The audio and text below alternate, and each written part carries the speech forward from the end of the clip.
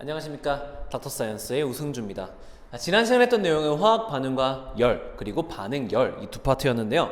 첫 번째 화학 반응과 열을 보시면은 가장 먼저 발열 반응과 흡열 반응에 대해서 먼저 다뤘습니다. 첫 번째 발열 반응, 두 번째 흡열 반응이 무엇인지에 대해서 알아봤어요. 자, 그리고 여기 개와 주위에 대해서 했는데요. 가운데에 우리가 핵심적으로 포커스를 맞추는 게 개고요. 그 주위가 나머지 개를 제외한 모든 부분이 다 주위입니다. 그래서 이 개와 주위를 모두 합하면은 결과적으로 우주라고 하는 게 나온다고 말씀을 드렸죠. 자, 그리고 이때 발열 반응이라고 하면 이렇게 개에서 주위로 에너지가 이동하면 이게 발열이고요. 반대로 주위에서 개로 열이 이동하면 이거를 우리는 흡열 반응이다, 이렇게 얘기를 했어요. 따라서 이 개의 에너지를 한번 보시면은 시간이 지남에 따라 개의 에너지는 발열 반응에서는 에너지를 방출하기 때문에 이렇게 내려가게 되고, 흡열 반응에서는 에너지를 흡수하기 때문에 이렇게 올라가게 되는 걸 볼 수가 있습니다. 자, 그리고 여기서 안정성을 다룰 수가 있겠죠.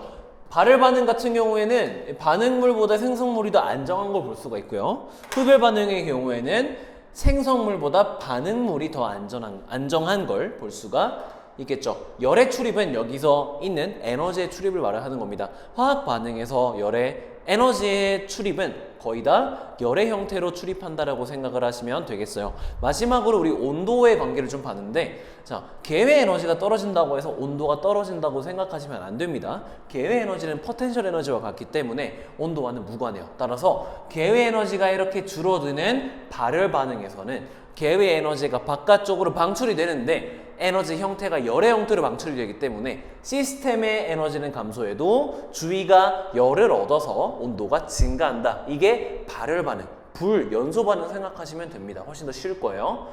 따라서 온도는 개의 에너지가 줄어든다고 줄어드는 게 아니라 개의 에너지가 줄어들면 주위의 에너지가 늘어나면서 열 에너지 형태로 에너지를 받아서 늘어나면서 온도가 증가한다는 거 알아두시면 되겠습니다. 자, 그 다음 열화학 반응식에 대해서 배웠어요. 열화학 반응식 첫 두 개는 그냥 단순히 화학 반응식 파트와 같은 내용이었어요. 마지막으로 열화학 반응식이 가장 특이한 점 두 가지가 있죠. 첫 번째, 바로 상태를 표시해야 한다, 이런 것들. 두 번째는 에너지 출입 표시를 해 주셔야 합니다. 발열 반응 같은 경우에는 A 플러스 A가 B로 되면서 이렇게 에너지가 생성되고요. 흡열 반응의 경우에는 A가 B로 가면서 마이너스 E, 즉 생성물을 봤더니 에너지가 감소해 있더라, 이 말이죠. 이게 발열, 이게 흡열이다, 이렇게 생각하시면 되고, 여기서 나오는 델타 H 역시도 볼 수 있죠. 델타 H는 마이너스 E, 여기서 델타 H는 플러스인 걸 알 수가 있습니다. 왜 부호가 반대인지는 잠깐만 생각을 해보시면 충분히 아실 수 있을 거예요. 자, 그리고 마지막으로 이 반응의 엔탈피의 개념은 아까 얘기했던 기회의 내부 에너지라고 생각을 하시면 되는데, 물론 내부 에너지랑은 조금 다른 개념입니다. 하지만 여러분들은 그냥 내부 에너지다라고 생각을 하시면 좋을 것 같아요. 자, 이게 엔탈피라고 하는 거고, 표준 엔탈피 위에 동그라미가 뜨면 이거를 표준 엔탈피라고 부르는데, 표준이라고 하는 건 1기하 25도씨, 그러니까 가장 화학자들이 쉽게 만날 수 있는 그런 조건이라고 생각을 하시면 됩니다. 일반적으로 특별한 언급 없이 어떤 값을 쓰면 우리는 이러한 표준 상태라고 약속을 했어요. 3번, 이게 바로 반응 엔탈피죠. 델타 H, 여기서 에너지가 감소하면 마이너스, 에너지가 증가하면 플러스인 걸 알 수가 있겠죠. 마지막 열화학 반응식에 델타 H를 넣을 수가 있다. 열화학 반응식에 이렇게 플러스 E 마이너스를 넣지 않아도 엔탈피 변화들을 이렇게 적어주시면 된다. 그리고 여러분한테 추천드리는 거, 권장드리는 거 바로 엔탈피 변화값을 작성을 하시는 겁니다. 이렇게 하면 1단원이 마무리가 되었었죠. 자, 그리고 2단원은 반응열이었습니다. 반응열에는 총 5가지의 종류가 있는데, 첫 번째 생성열이 가장 중요하다고 말씀을 드렸습니다. 생성열은 우리가 델타 H F로 작성을 하고, 얘를 표준 상태로 보시면 델타 H F는 5도 이렇게 쓸 수가 있겠죠. 자, 생성열은 가장 간단한 어떤 물질 1몰을 누구로부터 만들어요? 그 물질을 이루는 원소들 중 가장 안정한 원소들로부터 이 친구 1몰을 만들 때 델타 H 값을 우리는 델타 HF 생성열이라고 불렀습니다. 예를 들어서 물 분자 같은 경우에는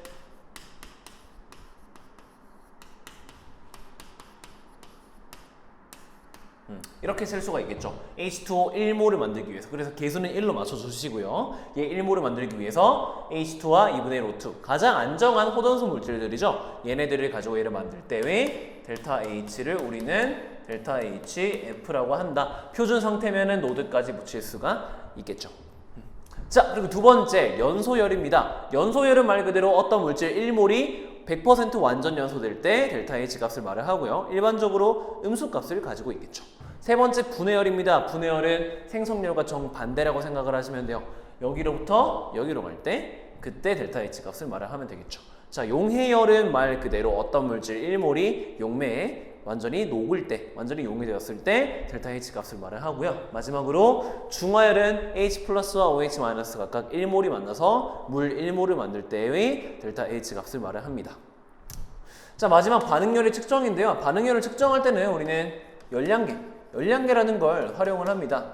자, 그래서 열량계를 이용해서 어떻게 구하냐? 그걸 알기 위해 우선 비열이라는 걸 알아야죠. 비열은 스몰 c로 표현을 하고요. 얘는 어떤 물질 1g을 1도씨 높이기 위해 필요한 열량이다 라고 생각을 하시면 됩니다. 그럼 생각을 잘 해보시면 얘가 만약에 2g이 됐다? 그럼 필요한 열량은 2배가 될 거고요. 얘가 만약에 3도씨를 높이고 싶다? 그럼 필요한 열량은 3배가 될 거예요. 따라서 이렇게 되겠죠.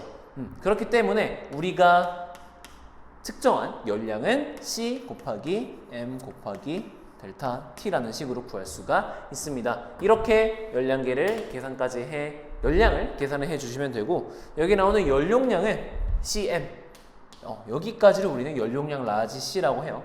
연용량을 사용하는 이유는 뭐냐면 비열 같은 경우에는 질량까지 곱해줘야 되는데 전체 질량까지 포함한 연용량 값을 알고 있으면 델타 T만을 곱해서 Q를 알 수 있죠. 그래서 조금 더 연용량을 알면은 좀 더 많은 정보를 아는 건 아니지만 바로 활용할 수 있도록 정제된 어떤 값을 알고 있다라고 생각을 하시면 되겠습니다. 그러니까 예를 들어서 제 몸무게를 맞춰봐라라고 했을 때 머리 무게, 몸통 무게, 다리 무게, 옷 무게 이거를 하나하나 다 더할 수도 있겠지만 그냥 바로 내 몸 전체 몇 킬로, 옷 전체 몇 킬로, 둘이 더하면 몇 킬로 이렇게 뭉뚱그려서 값을 알고 있으면 총합을 구하기는 쉽겠죠. 근데 물론 머리 하나, 몸통 하나, 팔 하나 이런 것들의 개개의 정확한 값을 알기는 어려울 겁니다. 그 차이가 바로 비열과 연용량의 차이다라고 생각을 하시면 좀 이해하기 쉬우실 것 같아요. 여기까지 진행을 했었고 다음 시간에는 3단원 우리 헬스 법칙으로 넘어가 보고요. 빨리 끝난 경우에는 화학 2 2권으로 넘어가 보도록 하겠습니다.